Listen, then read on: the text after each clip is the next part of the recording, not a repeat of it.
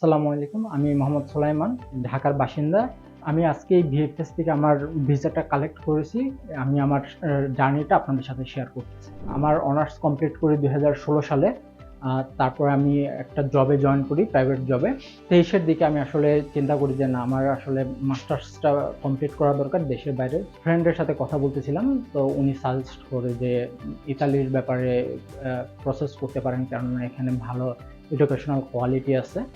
তো তারাই, ওই ফ্রেন্ডই আমাকে সাজেস্ট করে আসলে এই সানরাইজের ব্যাপারে। সো এখানে এসে আমি প্রথম তাদের সাথে কথা বলি এবং তাদের দিক নির্দেশনা এবং কী কী প্রয়োজন এটা কথা বলার পরে আমি চিন্তা করি যে ওকে, আমি এখান থেকেই করব। সো পরবর্তীতে সেকেন্ড যেদিন আমি দেখা করি, ওখান থেকে আমি প্রসেসটা স্টার্ট করে দিই। আর আমার যে ডকুমেন্টগুলি দরকার ছিল তারা আমাকে বলে দেয় যে এই ডকুমেন্টগুলি লাগবে।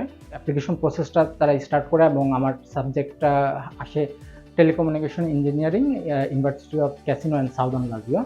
পরে প্রি এনরোলমেন্ট কমপ্লিট করার পরে এই ভিএফএসের প্রসেসটা শুরু করে ভিসার জন্য।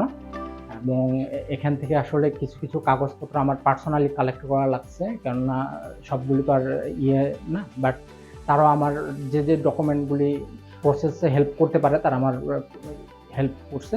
ততপর প্রি এনরোলমেন্টের পরে আমি ভিসার জন্য অ্যাপ্লাই করি এবং ভিসার অ্যাপ্লিকেশন কমপ্লিট করার প্রায় দুই মাস পরে আমি আজকে এই ভিসাটা কালেক্ট করি। আমার ইউনিভার্সিটিটা একটা পাবলিক ইউনিভার্সিটি, যদিও নতুন ইউনিভার্সিটি, বাট এই ইউনিভার্সিটির টেলিকমিউনিকেশন ডিপার্টমেন্টটা রিনাউন্ড এবং ইতালিতে এদের ভালো ডিমান্ড আছে।